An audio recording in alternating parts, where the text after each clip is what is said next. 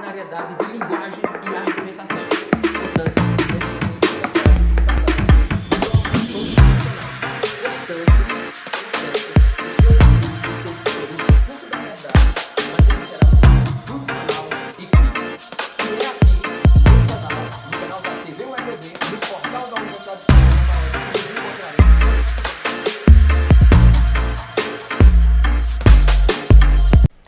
olá a todos e todas os estudantes do CCJ UEPB, Centro de Ciência Jurídica da Universidade Estadual da Paraíba. Eu sou Luciano Nascimento e estamos de volta com a disciplina Linguagem e Argumentação Jurídica, aula de número 7.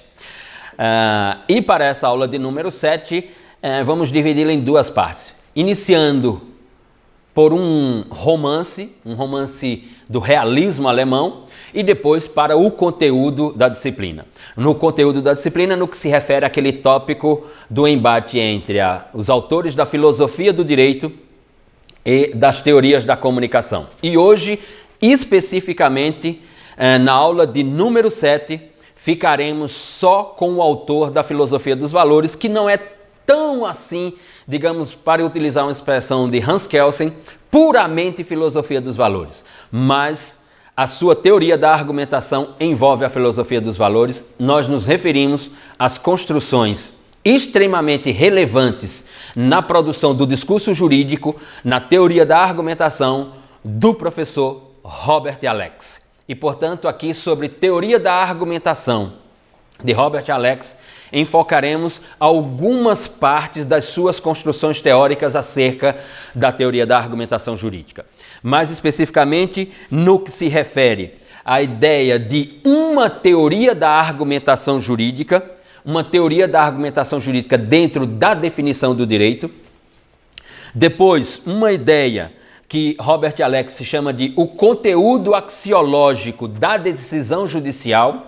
No segundo momento, portanto, trataremos sobre a ideia desse conteúdo axiológico da decisão judicial, que tem como ponto inicial a teoria da argumentação jurídica e, finalmente, o que Robert Alex chama de a tese do caso especial, a produção do discurso saindo de um discurso geral da prática para um discurso do direito ou um discurso jurídico. Ou mais especificamente, a ideia de um discurso do caso especial como um discurso prático geral para o discurso prático jurídico, para a praxe do direito, digamos assim. Portanto, veremos com Robert Alex esses três momentos, dentre tantos outros momentos da sua complexa construção da teoria da argumentação jurídica. Mas, como dizia eu, iniciamos, portanto, com a ideia do romance. E como vamos falar de Robert Alex em uma teoria da argumentação jurídica, conteúdo axiológico da decisão judicial e a tese do caso especial, nada mais interessante, ou tanto quanto interessante quanto outras construções, a ideia do romance realista de Bertrand Schlinger, um romance que é situado no final do segundo pós-guerra, na cidade de Berlim. Nós nos referimos ao romance que ficou conhecido pela obra cinematográfica de Stefan Daldry, de 2008, nominado de O Leitor. O romance é, portanto, Der Vorleser. Der Vorleser, ou seja, O Leitor, que traça a história de um jovem chamado Michael, que ainda é estudante do ensino médio e que sua rotina de vida é sair de casa, ir para a escola, voltar da escola diretamente para casa. Só que, em um determinado dia, Michael, e aqui abrindo parênteses, Michael, que é exatamente Bertrand Schlinger, fechando parênteses, Michael, certo dia, passa mal e tem vômitos. E ali, voltando a pé para casa, se escorrem alguns escombros da maravilhosa, destruída Berlim do ano de 1945. E Michael é socorrido por uma mulher chamada de Hannah Schmidt.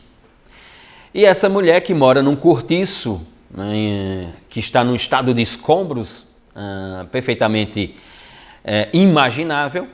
Essa mulher o leva para o cortiço, lhe dá um banho quente e alguns fármacos para resolver, portanto, o seu problema de vômito.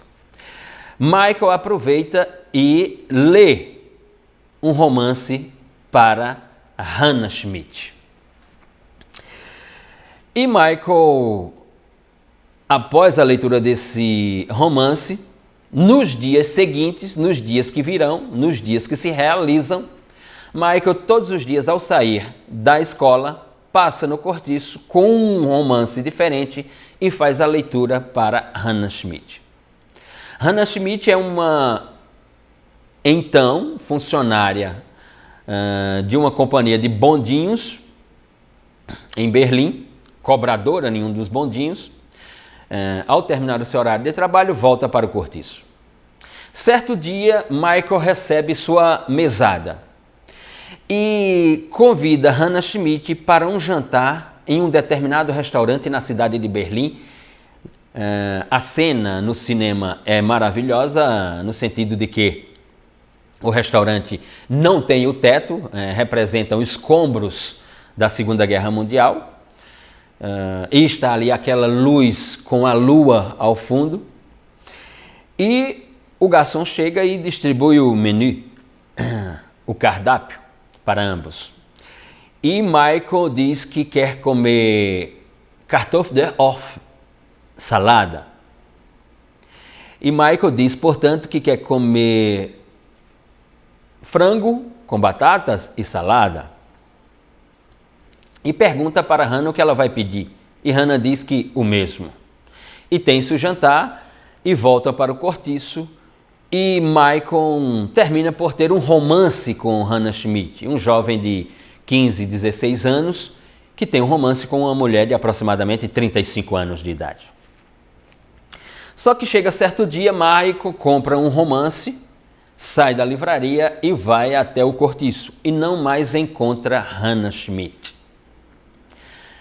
Esse jovem apaixonado percorre toda a cidade de Berlim, destruída pelos ataques aéreos e também da invasão ou da conquista russa da cidade de Berlim.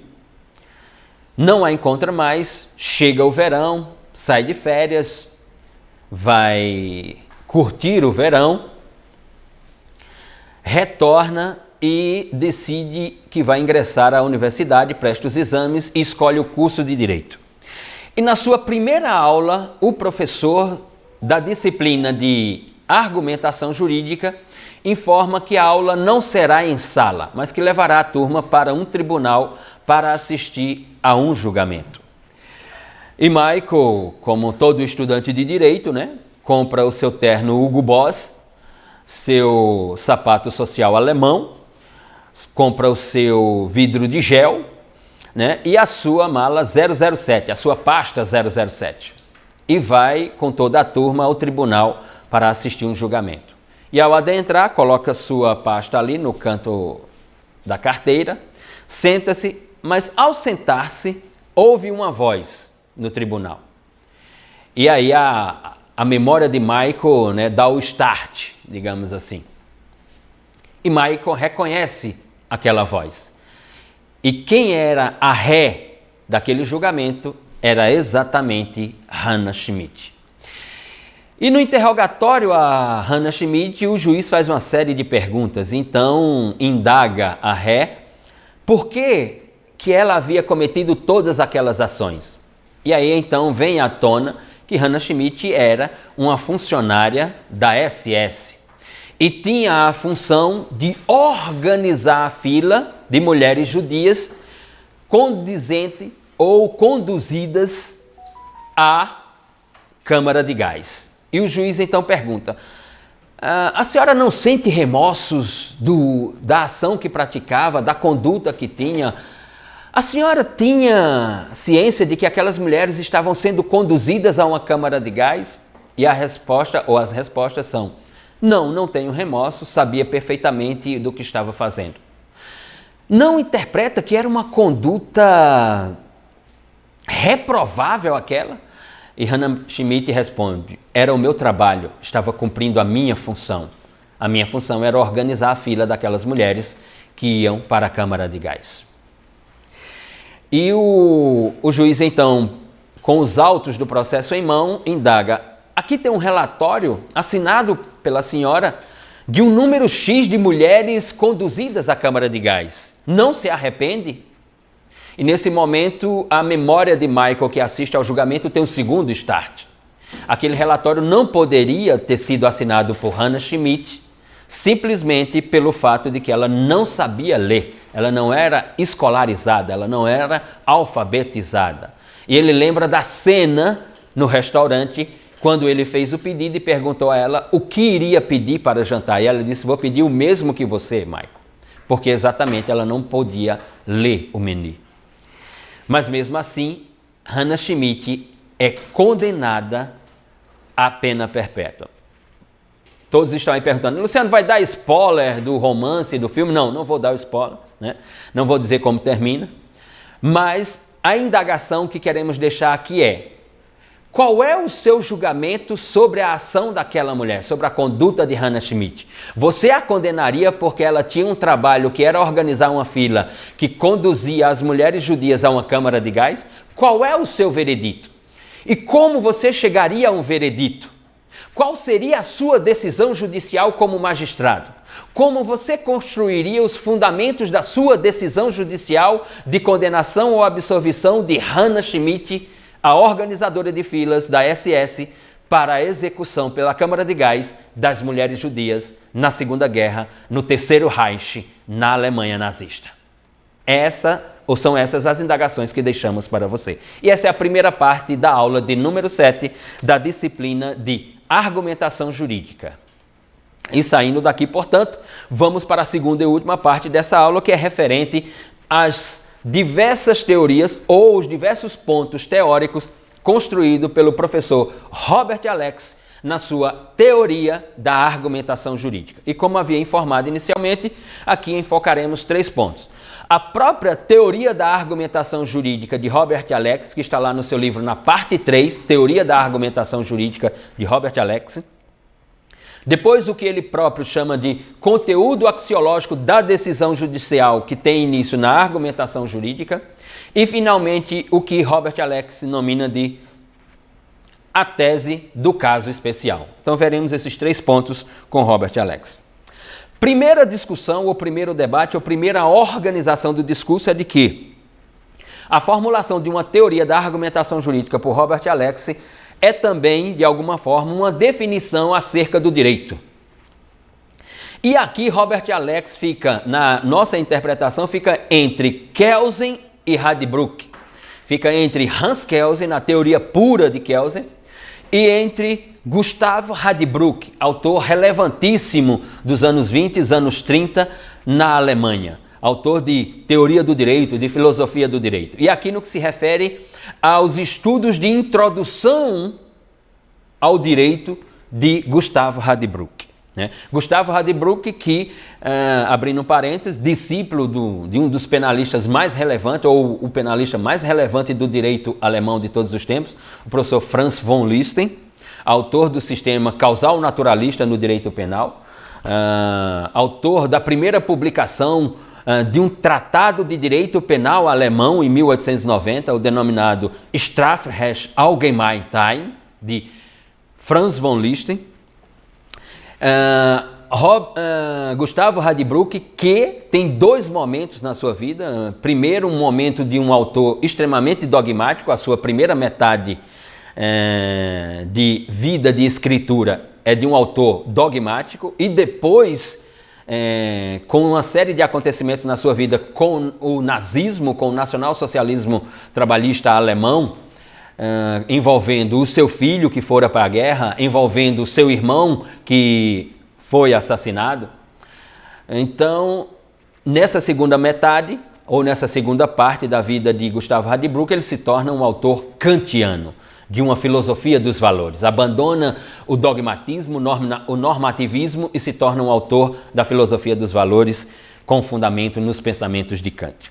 Mas dizia eu que a teoria da argumentação, ou uma teoria da argumentação jurídica de Robert Alex, está entre Kelsen e Radbruch, entre o normativismo de Kelsen, ou o positivismo jurídico de Kelsen, ou a teoria pura de Kelsen, e a ideia dos valores de Gustavo Radbruch. Então, uma teoria da argumentação jurídica de Robert Alex, ela está entre o normativismo de Kelsen e o justnaturalismo de Gustavo Radbruch. Mais do que isso, uma teoria da argumentação jurídica de Robert Alex é, sem dúvida, uma teoria do interpretativismo jurídico. Do interpretativismo jurídico em 3 tópicos. Primeiro deles, as estruturas dogmáticas do sistema ou da ciência do direito. E Robert Alex não irá desconsiderar essa estrutura. Depois, a ideia de princípios e valores, como um segundo momento dessa teoria da argumentação jurídica. E, finalmente, as codificações jurisprudenciais dentro da teoria da argumentação jurídica. Então, toda vez que imaginarmos argumentação jurídica de Robert Alex, imaginamos Kelsen de um lado, Gustavo Radbruch do outro. E entre Kelsen e Gustavo Radbruch, 3 construções, digamos assim, estruturais da teoria da argumentação jurídica de Alex. A ideia das estruturas dogmáticas do sistema ou da ciência do direito, os princípios ou os valores do sistema ou da ciência do direito e as codificações jurisprudenciais do sistema ou da ciência do direito. Essa é, portanto, a teoria da argumentação jurídica de Robert Alex. E, num segundo momento, aquilo que o próprio autor chama de conteúdo axiológico da decisão judicial. Ora, se eu tenho essa formação, se eu tenho, digamos assim, essa plataforma de uma teoria da argumentação jurídica, a finalidade é a persuasão no momento da decisão judicial. Então, qual é o conteúdo axiológico dessa decisão judicial? Para Alex, a função da decisão judicial é primeiramente pôr fim a uma disputa jurídica. Eu tenho uma disputa entre A e B, uma disputa que é jurídica entre A e B. E a decisão judicial, a decisão jurídica aparece para pôr um fim, pôr um termo nessa disputa. Mais do que isso, a decisão judicial aparece como força de um enunciado normativo. De um enunciado normativo singular, isto é, uma afirmação do conteúdo axiológico da decisão jurídica em Robert Alex. E, finalmente, a decisão jurídica segue as formulações de normas jurídicas, mas não na ideia pura de Kelsen, mas segue essas formulações de normas jurídicas com a ideia dos princípios e valores da concepção de Radbruch na sua introdução ao estudo do direito, que tem como estrutura a filosofia dos valores de Kelsen. Portanto, a decisão judicial, a decisão jurídica é um decídio da ratio, é um decídio da razão que parte de uma estrutura dogmática e chega a um espaço dos princípios e dos valores. O que significa dizer que é uma decisão com força normativa externa ao ordenamento jurídico. A decisão judicial ou o conteúdo axiológico dessa decisão judicial é uma racionalidade que parte da estrutura dogmática, mas chega a um espaço dos valores ou dos princípios. Ela se traduz, portanto, como uma externalidade do ordenamento jurídico para Alex. E depois disso, como terceiro e último tópico, Alex enfatiza a ideia da tese do caso especial. O caso especial, ou a ideia entre o que é especial e o que é prático, de um discurso geral prático para um discurso jurídico. Ora, diz Alex, é preciso construir uma diferenciação entre o que é um discurso jurídico especial do discurso prático geral. Uma questão é a discussão fora ou para além do foro jurídico. Essa é uma discussão prática geral. Mas no foro competente para análise dos casos, aqui eu tenho o discurso jurídico. E aqui eu vou ter, portanto, a transformação de um caso prático geral em um caso especial. Portanto, eu tenho tipos de discussões jurídicas, prática geral e discurso jurídico especial. A diferenciação é, portanto, a construção da argumentação. E aí eu tenho uma argumentação jurídica quando eu estou no caso especial, no foro competente, portanto, um caso criminal, um caso civil, um caso administrativo. Aqui eu estou, portanto, no âmbito do discurso jurídico do caso especial à luz do foro competente. E eu tenho uma argumentação prática geral, que ela pode se dar nos debates doutrinários, que ela pode se dar nos debates dos seminários, dos congressos, que ela pode se dar nos debates que os estudantes de direito e os professores do curso de direito fazem nos corredores da universidade. Essa é a categoria de uma argumentação prática geral e não a argumentação jurídica, porque a argumentação jurídica ela tem uma finalidade, à luz de um caso especial num foro competente. Aqui a ideia, portanto, do caso especial. E como se dá o caso especial no foro competente? Ele tem limites? Sim. O caso especial no foro competente, para Alex, traduz-se por limites do tipo descrito. Portanto, eu teria 3 momentos para a ideia da tese do caso especial. Primeiro deles, quando você está na argumentação ou na produção da argumentação jurídica no caso especial, ou seja, no caso criminal, no caso civil, no caso administrativo, você faz afirmações puramente normativas? Não! Você se utiliza da estrutura normativa para uma produção argumentativa que vai para além dessa plataforma jurídica. A sua produção argumentativa traz expressões, traz frases, constrói contextos para além da estrutura normativa, para além da descrição do tipo, se for um caso criminal. Segundo ponto, as explicações da teoria do discurso jurídico são explicações puramente normativas ou puramente jurídicas? Não! Na produção argumentativa, você preenche o ordenamento jurídico com todas as ideias principiológicas e de valores que você, o produtor da argumentação jurídica, traz na sua axiologia. Assim como no caso concreto, a decisão jurídica também terá o seu conteúdo axiológico. Aquele que decide no caso concreto, o intérprete da norma, o julgador, o magistrado, aquele que é o único que pode tomar a decisão no caso especial, também traduzirá sua decisão por um conteúdo axiológico. E um terceiro e último ponto, a ideia da razão e da racionalidade na produção argumentativa. Essa razão e racionalidade, que é utilização do ordenamento jurídico e produção argumentativa principiológica e de valores, constrói o discurso jurídico como um discurso da cientificidade do direito. E aqui, portanto, a cientificidade do direito como discurso normativo e de valores traduzirá ou traduzir-se-á como um discurso jurídico da teoria do direito, da teoria científica do direito, do sistema jurídico, da ciência do direito. Essa é, portanto, em síntese, em uma pobre síntese, pontos que constroem a teoria da argumentação de Robert Alex.